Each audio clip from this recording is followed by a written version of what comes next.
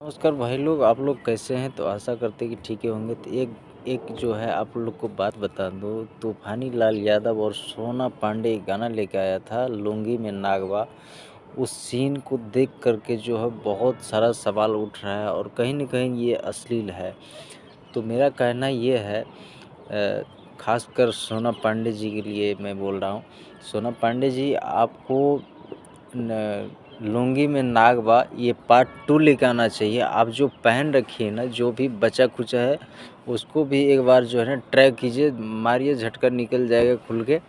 और गाना बहुत वायरल होगा, हम लिख कर देते हैं। ये गाना जो है ना सुपर डुपर हिट जाएगा, 100 मिलियन जाएगा गाना। तो आप एक बार ट्राई कीजिए लुंगी में नाग बा और पार्ट 2 लेके आइए और तूफानी भैया को थोड़ा अच्छे से एंजॉय दीजिए और ये गाना बहुत वायरल जाएगा। तो आप लोग को ये वीडियो कैसे लगा कमेंट बॉक्स में ज़रूर बताइएगा भैया।